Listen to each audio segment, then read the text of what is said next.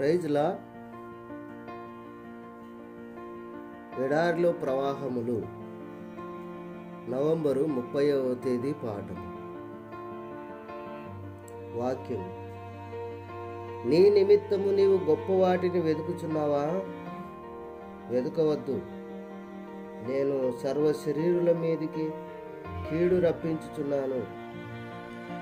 అయితే నీవు వెళ్ళు స్థలములన్నిటిలో దోపుడు సొమ్ము దొరికినట్టుగా నీ ప్రాణమును నీకు ఇచ్చుచున్నాను. ఇదే యెహోవా వాక్కు. ఇర్మియా గ్రంథం 45వ అధ్యాయము 5వ వచనము. కష్టతరమైన స్థలమునకు కీడు మధ్య క్షేమమును, కొల్ల సొమ్ము దొరికినట్టుగా ప్రాణమును లభించునని దేవుని వాగ్దానము. ఇది మన కాలమునకు సరిపడిన వాగ్దానమే. ఈ యుగము సమాప్తి అగుచున్న కొలదియు, మహాశ్రమల కాలము మిక్కిలి సమీపములో నున్న కొలదియు ఈ వాక్య భాగము మనకు మరింత చక్కగా అన్వయించుచున్నది. కొల్ల సొమ్ముకు ప్రతిగా ప్రాణము అను మాట అర్థమేమిటి? దావీదు గొర్రెపిల్లను సింహపు నోటిలో నుండి విడిపించినట్లు నీ బ్రతుకు నాశన పాత్రుని నుండి విడిపింపబడునని అర్థము. అనగా మన శత్రువుల మధ్య మనకు భోజనపు బల్ల సిద్ధము చేసినట్లే తుఫానులో దాగియుండుటకు గుడారము, శత్రువు మధ్య కట్టబడిన కోట, ఎడతెగని ఒత్తిడిలో భద్రముగా నుంచబడిన ప్రాణము అని అర్థము.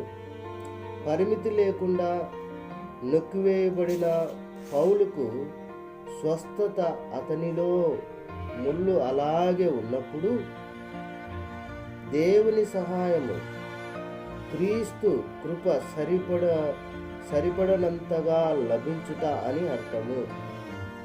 ప్రభువా, కొల్ల సొమ్ముగా నాకు ప్రాణము దయచేయుము. ఈ వేళ సహితము కరుకు కఠిన స్థలములలో సహితము నాకు సహాయము చేయము. విపత్తుల నుండి విడిపించుమని మనము తరచుగా ప్రభువును ప్రార్థిద్దుము. ప్రభువు తప్పకుండా తప్పించునని దృఢముగా నమ్ముదము. అయితే వాటి మధ్య నివసించి ప్రభు చేతిలో భద్రముగా, సురక్షితముగా, ఏ హానియు కలగకుండా ఉన్నామని తెలుసుకుంట అవశ్యము.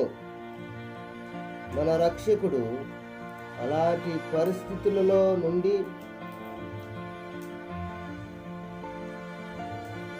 40 రాత్రులు సాతాను ఎదుట అరణ్యములో నుండెను.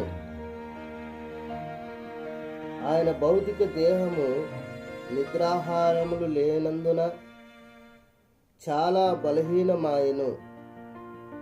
ఆ 3 హెబ్రీ యువకులు 7 మంటలో క్రూరుని వలన త్రోయబడిన అగ్నిగుండములో, ఆ జ్వాలలలో బహుభద్రముగా నుండిరి. వారికి ఏ హానియూ కలగలేదు. వారి విడుదలకు ముందు వారికి తోడుగా నుండిన మనిషి కుమారుని అతడు తేటగా చూచెను. దానియేలు ఆ రాత్రి అంతయు సింహముల మధ్య నుండినను అతడు ఆ గుహలో నుండి బయటికి తీయబడినప్పుడు ఏ హానియో కలగని వాడుగా నుండెను. అతడు తన దేవుని నమ్మెను.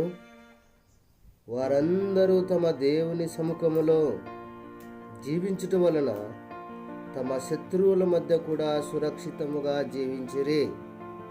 ఆమెన్. Praise the lord. దేవుడి మాటలు దీవించునుగాక.